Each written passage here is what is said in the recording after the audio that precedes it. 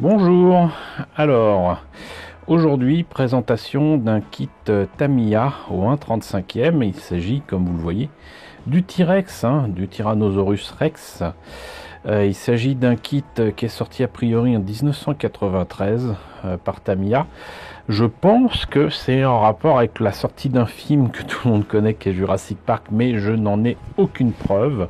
Je vous ai déjà présenté pas mal de kits de Tamiya de dinosaures. Malheureusement, je n'ai pas remis la main sur le kit du T-Rex que j'ai sous boîte, mais je l'ai trouvé sur Vinted à très vil prix. Je crois que je l'ai acheté peut-être 3 euros. Et 3 euros parce qu'il était déjà monté. Malheureusement, ça fait partie des rares envois que j'ai eu dans un emballage assez étrange. Ça avait été mis vraiment, je vais pas dire n'importe comment, ça avait été démonté un petit peu, mais ça a été placé dans une enveloppe à bulles. Et bien évidemment, il y a eu un peu de casse. Et en plus, comme il n'y a pas la notice de montage ni rien, la personne aurait quand même pu comprendre que c'était pas si évident que ça de pouvoir remettre tout ça en état. Quoi qu'il en soit, donc pour le prix, ça va. Et pourquoi avoir racheté un kit que j'ai déjà en montée?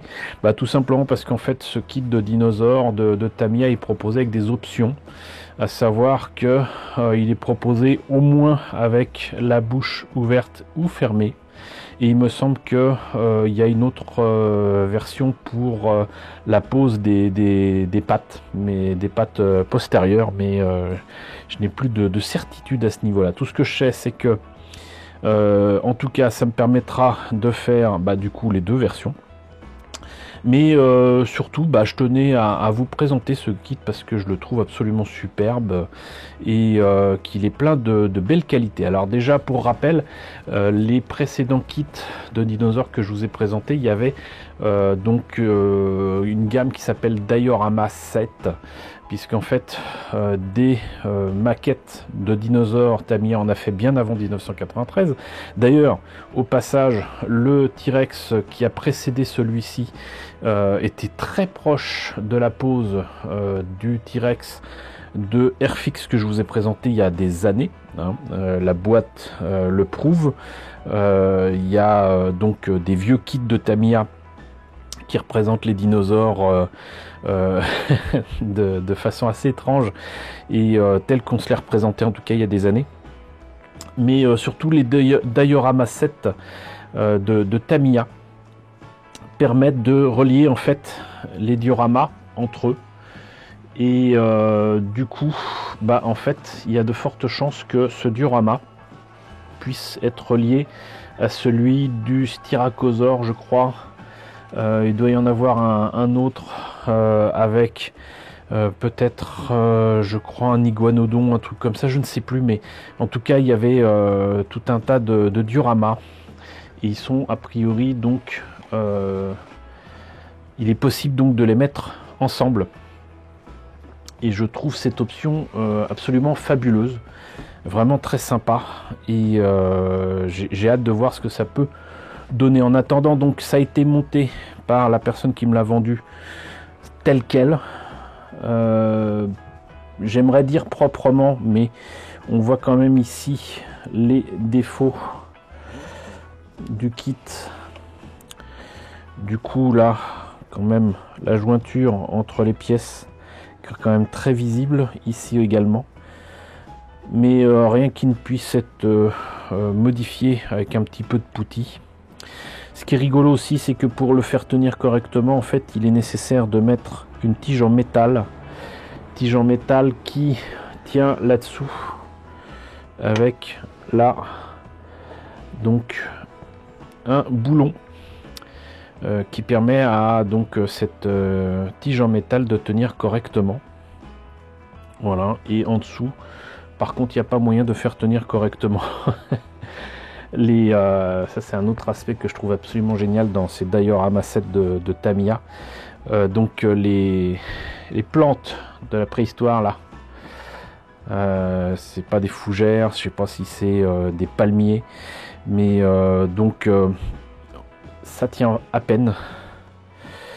Voilà, il faut les mettre ici dans un trou qui est dans le sol, qui est en plastique aussi.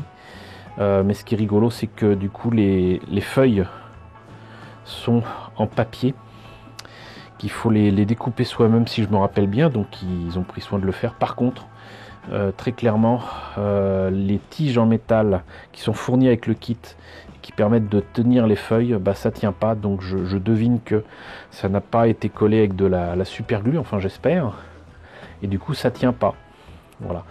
Mais il y a d'autres aspects que je trouve quand même assez fabuleux dans ce kit de Tamiya. Alors on va commencer par le plus évident, c'est qu'ici vous aurez peut-être noté qu'il y a un petit personnage, qu'il y a une stèle, on va dire. Je vais vous montrer ça de plus près. Il y a donc un personnage et une pancarte. Alors ça par contre c'était quelque chose qui n'était pas cool, c'est que comme le socle du personnage était déjà collé sur le diorama, le personnage a été mis encore une fois dans l'enveloppe tel quel et ça a cassé pendant le transport. Alors heureusement j'ai pu recoller ça correctement, mais vous voyez que donc c'est un personnage ou un 35 qui semble porter donc un appareil photo. Et qui pourrait être un voyageur du temps, j'en sais rien, et qui est à côté d'une pancarte où il est indiqué donc Tyrannosaurus Crétacé supérieur, Ouest Nord America, Asia. Bon, apparemment on en trouverait aussi en Asie, mais bon voilà, donc il y a ça qui fait un petit peu donc pièce de musée. Vous avez aussi des restes de dinosaures ici avec des os, mais pas que. Vous avez là par exemple un tronc qui traîne ici, et ce rocher qui donc va ici, et un autre qui tient la tige, qui permet donc au tyrannosaure d'avoir cette pose dynamique. Des pièces qui composaient ses pieds avaient été décollées aussi, et d'ailleurs je note que il y a peut-être une griffe qui manque, je sais pas, non c'est pas le cas, mais voilà, j'ai dû recoller tout ça. Mais vous voyez que donc il y a pas mal de petits détails très sympas sur ce diorama, et que même tel quel, franchement, il envoie du lourd. Il envoie du lourd, c'est juste que on devine bien que si c'était peint, ça serait quand même bien mieux. Alors on devine bien que avec les autres dioramas, ça serait quand même du coup des créatures quand même un petit peu trop proches les unes des autres, mais ça reste quand même assez cool. Mais même tel quel, franchement, je trouve ça sympa.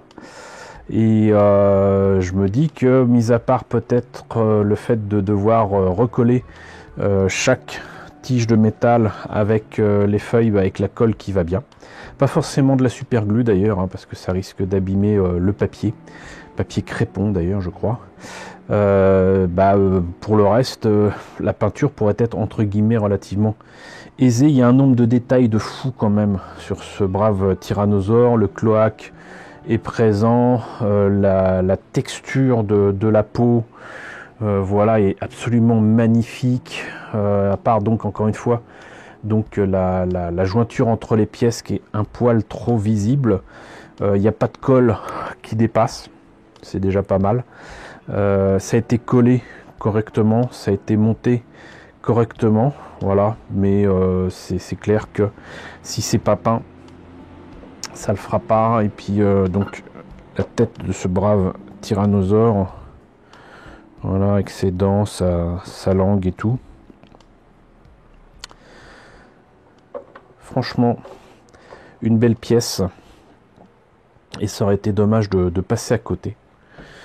Voilà, donc en attendant, j'espère quand même que la présentation de ce Tyrannosaurus Rex de Tamiya au 1.35 avec le diorama 7 vous a intéressé. N'hésitez pas à me dire ce qu'il en est dans la section commentaires, si vous connaissez, si vous l'avez. N'hésitez pas à liker, c'est très important. N'hésitez pas à partager, n'hésitez pas à vous abonner si ce n'est pas déjà le cas. Coucou aux nombreux abonnés qui nous ont rejoints ces derniers temps, bienvenue ici. Coucou aux grands anciens qui me suivent depuis plus de 5 ans. Merci à tous de votre fidélité, merci à tous de votre soutien sur Tipeee et sur Paypal. Surtout prenez soin de vous. Je vous laisse avec la liste des contributeurs de la chaîne et je vous dis à très bientôt, je l'espère, pour la présentation d'un nouveau kit de dinosaures.